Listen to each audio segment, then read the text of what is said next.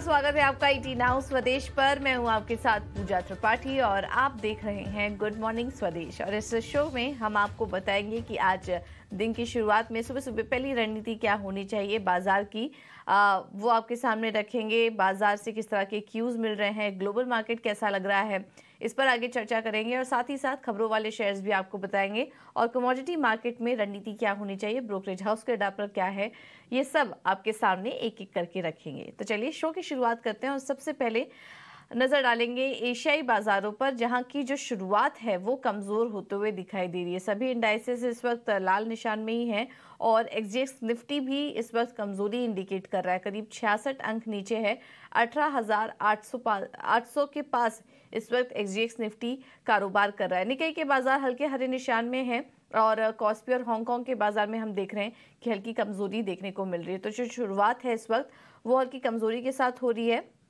और इसके अलावा थोड़ी देर पहले एक अपडेट आया है, वो भी आपके सामने रखते हैं। यहाँ पर चीन की तरफ से एक क्यूज का वेट किया जा रहा था। ब्याज दरों में कटौती वो करने वाले थे लोन प्राइम रेट्स पर, और वहां पर फैसला आ चुका है और 1 साल 5 साल के लिए एलपीआर में 0.10% की कटौती कर दी है। ये फैसला आना था उनका। अब चीन ने, अभी थोड़ी देर पहले ये अपडेट आया कि चीन ने अपने लेंडिंग प्राइम रेट में कटौती कर दी है। तो ये एक अपडेट है। उसके बाद हम देख रहे हैं कि एशियाई बाजारों की चाल थोड़ी मिलीजुली नजर आ रही है इस वक्त। लेकिन बाकी ग्लोबल मार्केट के संकेत देखें तो कल क्योंकि यूएस के बाजारों की छुट्टी थी जून 18 के मौके पर, इस वजह से वहां से ज़्यादा कुछ क्यूज नहीं आए और हमने देखा कि बॉन्ड मार्केट और कमोडिटी मार्केट में भी ज़्यादा कुछ एक्शन नज़र नहीं आया। यूरोप के बाजार से जो संकेत मिले हैं लेकिन वो हल्की कमजोरी के साथ हैं। कल इकोनॉमिक आउटलुक को लेकर अभी भी वहाँ चिंता बनी हुई है। इसके वजह से हमने देखा कि वहाँ पर करीब करीब 1% की गिरावट कल यूरोप के बाजार में हमने देखी। 2 साल के जो वहाँ पे यील्ड्स हैं वो 15 साल के ऊपरी स्तर पर पहुँच चुके हैं और केमिकल स्टॉक्स में गिरावट थी और इसके अलावा बैंकिंग शेयर भी वहाँ पर सपाट ही ट्रेड कर रहे थे। तो कमज़ोर थे कल यूरोप के बाजार। इसके अलावा बॉन्ड मार्केट और कमोडिटी पर भी नजर डालेंगे तो ज़्यादा कुछ एक्शन नहीं था। जैसे कि हमने बताया कि कल यूएस के मार्केट में छुट्टी थी, इस वजह से वहाँ से कुछ क्यूज़ नहीं मिले और हमने देखा कि जो 10 साल के यील्ड्स थे वो 3.8% के पास पहुंच गए। डॉलर इंडेक्स अभी भी मजबूती के साथ ही ट्रेड कर रहा है और डॉलर में जो मजबूती आ रही है उसका असर सोने पे हमने देखा और वहाँ हल्की नरमी देखी। कच्चा तेल दायरे में ही कारोबार कर रहा था, लेकिन कल हमने वीकनेस देखी वो चीन के तरफ से जो डेटा आए हैं और वहाँ पर स्लो डाउन की जो चिंता है उसका असर कच्चा तेल पर बना रहा और 76-75 के रेंज में ही कारोबार करता हुआ कच्चा तेल नजर आया। तो ये कुछ इंडिकेशन मिल रहे हैं। अब आज यूएस के बाजार जब खुलेंगे तो वहाँ से कुछ और क्लियर कट इंडिकेशन देखने को मिलेंगे, लेकिन इस वक्त जो क्यूज हैं वो फ्लैटिश ही हैं। हाँ, एशियाई बाजार जो हैं वो इस वक्त कमजोरी इंडिकेट कर रहे हैं। आगे बढ़ते हैं और एफआईएस और डीआईएस के आंकड़े भी एक बार देख लेंगे और उसके बाद एफएनओ सेटअप समझकर हम आगे रणनीति बनाएंगे भारतीय बाजारों के लिए। एफआईएस और डीआईएस की बात करें तो कैश मार्केट में एफआईएस ने 1030 करोड़ की बिकवाली की है। डीआईएस की तरफ से 365 करोड़ की बिकवाली का आंकड़ा है। इंडेक्स फ्यूचर में भी बिकवाली का ही आंकड़ा दिखाई दे रहा है 1324 का, और इंडेक्स ऑप्शन में 4100 करोड़ की खरीदारी का आंकड़ा कल नजर आ रहा है। तो ये हैं कुछ एफआईएस और डीआईएस के आंकड़े। एक बार समझ लेते हैं कि कल का एफएनओ सेटअप कैसा था, और ये बताने के लिए हमारे साथ डिम्पी कालरा जुड़ चुके हैं। डिम्पी, बताइए निफ्टी और बैंक निफ्टी के डेटा क्या कह रहे हैं इस वक्त? Good morning. कल करीब हम सिर्फ 7 पॉइंट से छूट गए ऑल टाइम हाई लगाने में, लेकिन हालांकि सिर्फ अब पेपर्स पे फॉर्मेलिटी भर रह गया है क्योंकि हमने मेजोरिटी का टाइम ऑल टाइम हाई के करीब निकाला है। तो कल 2 बजे बनी पहला, एक तो बैंक निफ्टी ने उसका 44,000 का लेवल था नहीं और खुलते ही उसने जल्दी से 43,800 का लेवल भी ब्रेक कर दिया। उसके प्रेशर से, क्योंकि जो 2 शेयर हैं आईसीआईसीआई बैंक और एसबीआई, उन दोनों के प्रेशर से न केवल बैंक निफ्टी टूटा बल्कि वो दोनों कंपोनेंट है निफ्टी के भी। तो इसलिए निफ्टी को भी उन्होंने हल्का सा ड्रैग किया और उसके बाद जब मार्केट में पूरी ग्रिप आ गई बीयर्स की तो उन्होंने प्रॉफिट बुकिंग करना शुरू कर दिया। दूसरी थ्योरी मार्केट के अंदर ये भी है क्योंकि एल्गो ट्रेडिंग से काफी हद तक काम होता है और अगर आप ऑल टाइम हाई के आसपास पहुंचते हैं तो काफी सारे सौदे जो कि पंच पहले से ही हुए रहते हैं ऑल टाइम हाई के आसपास, उन्होंने सेल का प्रेशर बना दिया। यानी कि अगर आप 100 सौदे एक ही मिनट के अंदर लग गए तो उसने क्या किया कि आपको रेजिस्टेंस को पार ही नहीं होने दिया और उससे पहले ही सेलिंग का प्रेशर मार्केट के अंदर हैवीली हमको देखने को मिला। लेकिन कल जो F&O के पॉइंट ऑफ व्यू से देखे तो थोड़ा अनवाइंडिंग का प्रेशर आया और एक काफी दिनों के बाद आया। इसमें दो मेजर क्रैक दिखे हैं। फर्स्ट है, एक तो अनवाइंडिंग का pressure Nifty and bank Nifty both पे है। इससे पहले क्या होता था कि अनवाइंडिंग का प्रेशर आता था सिर्फ बैंक निफ्टी पे, निफ्टी शॉर्ट हो जाती थी, लेकिन कल अनवाइंडिंग निफ्टी पर भी आई है। ये पहली प्रॉब्लम है। दूसरी प्रॉब्लम ये है कि एफआईज का जो नंबर है वो उतना एग्रेसिव नहीं है। दो तरह से एफआईज ने कल कामकाज किया। एक तो अपनी होल्डिंग को कम किया, ये 55% से 51% अपनी होल्डिंग कर दी उन्होंने, एक ही दिन के अंदर 4% घटाई।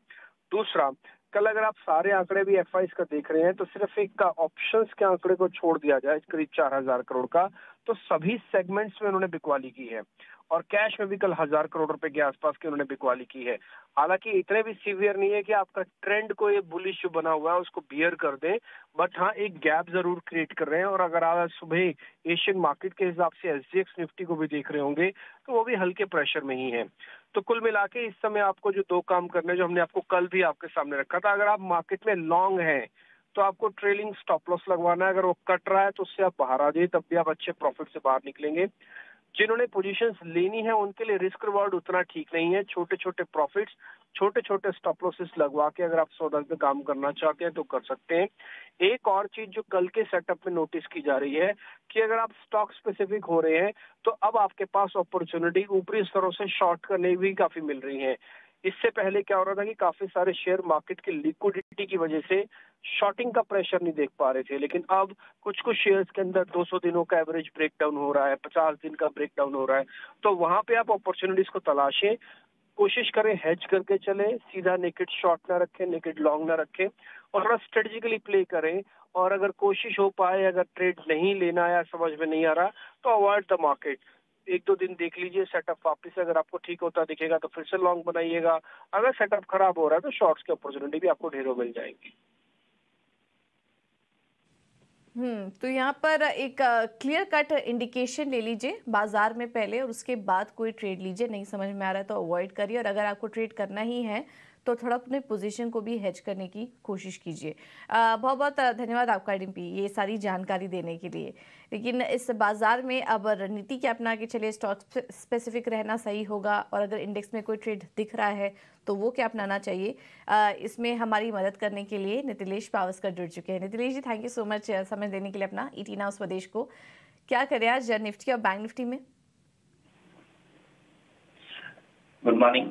देखो, पहले तो मैं एक चीज क्लियर कहना चाहता हूँ, डिम्पे सर को भी मैं सुन रहा था कि ऊपर में मैंने लास्ट कंटिन्यूसली शो में कहा था कि नए लाइफ हाई का सपना थोड़े देर के लिए सपना ही रह सकता है, क्योंकि देखो नया हाई मेरे हिसाब से थोड़ा एक्सटेंड होने वाला है और निफ्टी में एक लेवल है वो 18,680। ये लेवल के नीचे अगर मार्केट अगर क्लोज देता है आवरली तो फिर हम लोग 18,500 से लेके 18,450 ये लेवल तक खुल सकते हैं। बैंक निफ्टी में 43,600 एक इम्पोर्टेंट लेवल है। इसके नीचे अगर जाते हैं तो हम लोग 42,800 ये लेवल तक हम लोग चल सकते हैं। तो अभी मेरे हिसाब से मार्केट में शॉर्ट का ही अपॉर्चुनिटी देखना चाहिए, सेल ऑन राइज का अपॉर्चुनिटी हम लोग देखेंगे। तो इंडेक्स के ऊपर मेरा जो व्यू है वो क्लियर नेगेटिव व्यू है।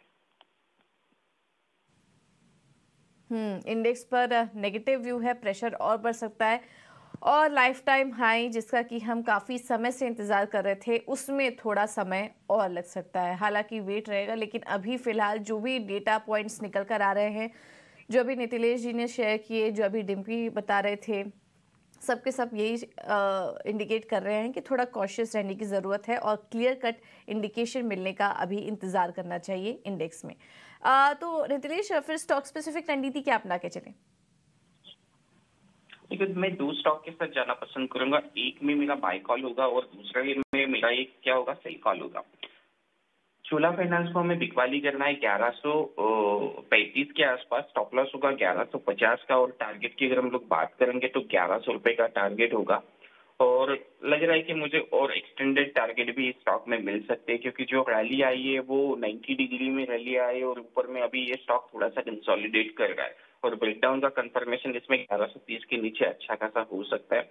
दूसरा जो स्टॉक होगा वो होगा IRCTC का। लास्ट शो भी मैंने रिकमेंड किया था, उसका टारगेट आ चुका है, लेकिन अभी हमें क्या करना है, 672 के ऊपर लेना है, 664 का स्ट्रिक्टली स्टॉप लॉस मेंटेन करना है और टारगेट की हम लोग बात करेंगे तो 685 का टारगेट होगा। ये जो कॉल्स होंगे वो फ्राइडे तक मेरे वैलिड होंगे। और बैंकिंग स्टॉक्स में थोड़ा सा हमें क्या करना पड़ेगा, सतर्क रहना पड़ेगा। मुझे लग रहा है कि करेक्शन पेंडिंग है और उसमें हेवी सेल ऑफ देखने को मिल सकता है। ठीक है, थैंक यू नीतिलेश आपका ये स्ट्रैटेजी सुझाने के लिए। तो देखिए, जो हम आपको स्ट्रैटेजी बताते हैं सुबह सुबह, उसको नोट कर लिया करिए। आईआरसीटीसी के टारगेट हिट हो चुके हैं। अब यहाँ पर फ्रेश खरीदारी करनी है तो 672 के ऊपर करिए, 685 के टारगेट के लिए। फ्राइडे तक के लेवल्स नीतिलेश बता रहे थे। और चोला इन्वेस्टमेंट में भी, चोलामंडलम इन्वेस्टमेंट में भी यहाँ पर 1133 के पास बिकवाली करिए और 1100 के टारगेट्स यहाँ पर देखने को मिल सकते हैं। 1133 1135 के पास बिकवाली का ट्रेड आप ले सकते हैं। तो कंडीशनल कॉल्स हैं, इन दोनों पर आप नजर रखिए। आगे कुछ और भी ट्रेडिंग आइडियाज आपके साथ शेयर करेंगे, लेकिन उसके पहले नजर डाल लेते हैं खबरों वाले शेयर्स पर। और शरद हमारे साथ जुड़ चुके हैं पूरी डिटेल्स के साथ। शरद, गुड मॉर्निंग, बताइए। गुड मॉर्निंग पूजा। तो सबसे पहले जो है आईपीओ एक्शन के बारे में बात कर लेते हैं। यहाँ पे एचएमए एग्रो जो है फोकस में रहने वाला है, क्योंकि आज से उनका इशू खुलने वाला है। देखा जाए तो 480 करोड़ का ये आईपीओ होने वाला है। जो प्राइस बैंड रखा गया है 555 टू 585 रुपीज़ पर शेयर का रखा गया। जो ऑफर क्लोज होगी वो 23 जून को होने वाली है। लेकिन आज डील स्पेसिफिक बहुत न्यूज़ आ रहे हैं, ब्लॉक डील्स आ रहे हैं, QIP आ रहे हैं, जहाँ पे सबसे पहले टिमकेन जो है फोकस में रहने वाला है। यहाँ पे प्रमोटर टिमकेन सिंगापुर 8.4% स्टेक की बिकवाली करने वाले, जिसका टोटल डील वैल्यू 1900 करोड़ का रहेगा। जो डील प्राइस पे होने वाली वो लगभग 14% डिस्काउंट पे है और इनका जो प्रमोटर होल्डिंग है लगभग 68% स्टेक का है। HDFC AMC का भी जो है ब्लॉक डील होने वाला है आज, जहाँ पे एबरडीन जो है अपनी पूरी स्टेक, जो 10% की स्टेक है जिसका वैल्यू लगभग 4000 करोड़ तक का है, उसका जो है सेल होने वाला है। जो सेलिंग प्राइस है उसका डिस्काउंट अप टू 5% हो सकता है। और ये बात हमने खबर सेगमेंट में जो है स्वदेश में पहले ही बता दी थी, तो ये हमारे खबर पे मुहर भी लगी है। एथर इंडस्ट्रीज़ की QIP लॉन्च हो गई है। फ्लो प्राइस 985 रुपीज़ प्रति शेयर का रखा है। बोर्ड ने ऑलरेडी अप्रूवल दे दी है 750 करोड़ की कैपिटल रेज पे। अब बात करेंगे हम लोग IIFL सिक्योरिटीज़ पे। यहाँ पे इंपॉर्टेंट न्यूज़ फ्लो कल दो आए हैं। एक तो प्रोहिबिशन आया है सेबी से, जहाँ पे वो नए क्लाइंट्स ऑनबोर्ड नहीं कर सकते अपने एज अ 2 साल के लिए एज अ स्टॉक ब्रोकर। और कंपनी ने भी फिर अपनी तरफ से सफाई दी है। वो कह रहे हैं कि जो एग्जिस्टिंग बिजनेस है, एग्जिस्टिंग क्लाइंट्स है, उससे कोई इम्पैक्ट कंपनी को नहीं आएगा। और आगे जाते हुए सेबी के ऑर्डर के अगेंस्ट वो सेबीज के जो आप कह सकते हैं सिक्योरिटीज़ एपलेट ट्रिब्यूनल है, उन पे जो है वो कर सकते हैं अपील। श्रीराम फाइनेंस कल जो था TPG का डील हुआ, जहाँ पे उन्होंने पूरा एग्जिट लिया।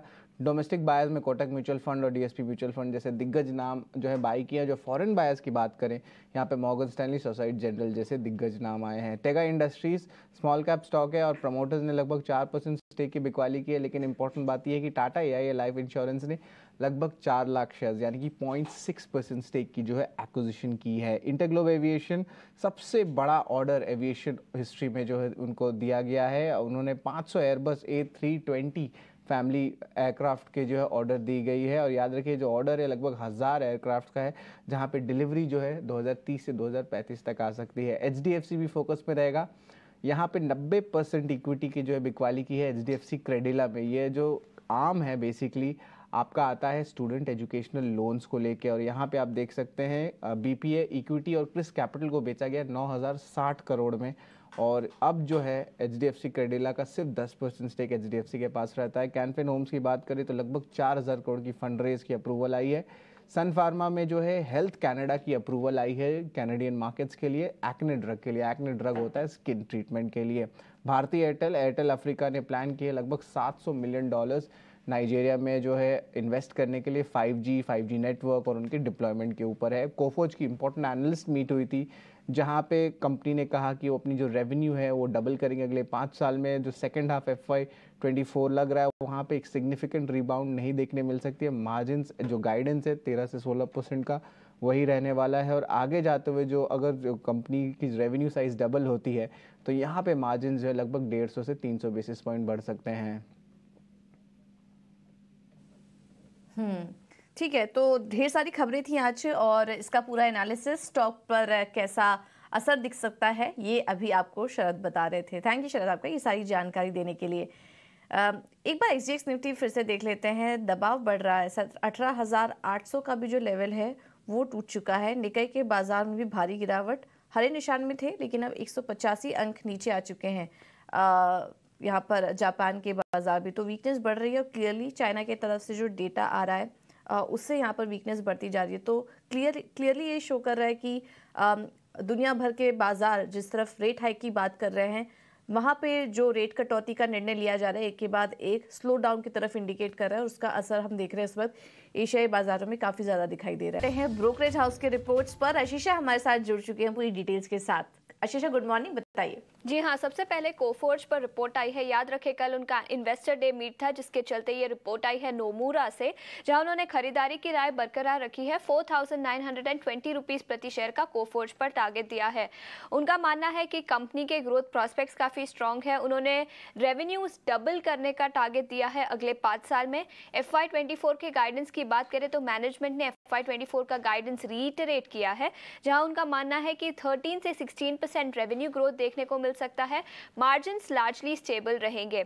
इसके अलावा बैंक ऑफ बड़ौदा पर भी एक रिपोर्ट आई है JP मॉर्गन की, जहां उन्होंने ओवरवेट की राय बरकरार रखी है और 230 रुपीस प्रति शेयर का टारगेट दिया है। JP मॉर्गन का मानना है कि ये एक पब्लिक सेक्टर बैंक है जिसने अच्छा ट्रांसफॉर्मेशन देखने को मिला है। एक्सेलरेटिंग पेस, अच्छे पेस पर ग्रोथ देखने को मिला है। मार्केट शेयर इंप्रूव होता हुआ नजर आ रहा है। और रिटेल लोन बुक की बात करें तो प्राइवेट सेक्टर बैंक से भी अच्छा लोन ग्रोथ देखने को मिल रहा है बैंक ऑफ बड़ौदा में। नया टैलेंट कंपनी एक्वायर कर रही है प्राइवेट सेक्टर बैंक से, प्राइवेट सेक्टर से, और रिटर्न ऑन एसेट्स भी इंप्रूव होते हुए नजर आएंगे। और इसी के चलते JP मॉर्गन ने ओवरवेट की राय दी है बैंक ऑफ बड़ौदा पर और 230 रुपीस प्रति शेयर का टारगेट दिया है। इसके अलावा जी एंटरटेनमेंट पर बैंक ऑफ अमेरिका सिक्योरिटीज की रिपोर्ट आई है, जहां उनका मानना है कि रेवेन्यू ग्रोथ थोड़ा सा कमजोर देखने को मिल सकता है।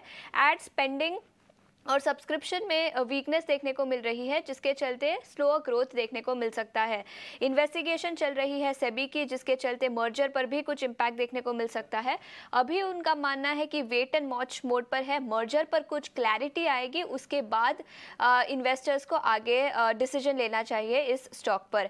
लास्टली इंटरग्लोब एविएशन, वो बड़ा ऑर्डर कंपनी ने दिया है एयरक्राफ्ट का, जिसके चलते मॉर्गन स्टैनली की रिपोर्ट आई है। उन्होंने ओवरवेट की राय बरकरार रखी है और 3,126 रुपीस प्रति शेयर का टारगेट दिया है। उनका मानना है कि नया जो ऑर्डर एयरक्राफ्ट के लिए दिया है, उसके चलते इंटरग्लोब एविएशन अगले 10 से 12 साल की प्लानिंग कर रहा है। Market share gains company enjoy कर रही है। मार्जिन ट्रेंड्स भी काफी अच्छे हैं और इसी के चलते मॉर्गन स्टैनली ने ओवरवेट की राय दी है और 3,126 रुपीस प्रति शेयर का इंटरग्लोब एविएशन पर टारगेट दिया है। बिल्कुल, थैंक यू आशीष आपका ये सारी जानकारी देने के लिए। तो खबरों वाले शेयर्स थे, उसके बाद उन पर ब्रोकरेज हाउस के व्यूज क्या निकल कर आ रहे हैं ये भी हमने आपको बताया, तो उसके अकॉर्डिंग आप आज रणनीति बना सकते हैं स्टॉक्स पर। कमोडिटी मार्केट की हमारे साथ SMC ग्लोबल सिक्योरिटी से वंदना भारती जुड़ चुकी है। वंदना, गुड मॉर्निंग। आज कमोडिटी मार्केट में कैसे ट्रेड ले? जी गुड मॉर्निंग पूजा। PBOC ने यहाँ पे अपना प्राइम लेंडिंग रेट कम किया है, लेकिन उसके बावजूद हम देख रहे हैं कि प्राइसेस, कमोडिटी प्राइसेस में कोई बहुत बड़ा इम्प्रूवमेंट नहीं आया है। रदर मार्केट का ज्यादा कंसर्न रियल एस्टेट पे है, तो मेरे ख्याल से यहाँ पे थोड़ी सी जो सेलिंग प्रेशर वो बनी रहेगी। लेकिन गोल्ड भी यहाँ पे सेल इंडिकेट कर रहा है। मैं सेलिंग साइड में ही रहना चाहूंगी। 59,150 के करीब गोल्ड को सेल करना चाहिए। टारगेट 58,800 का होगा। स्टॉप लॉस यहाँ पे लगा सकते हैं 59,300 का।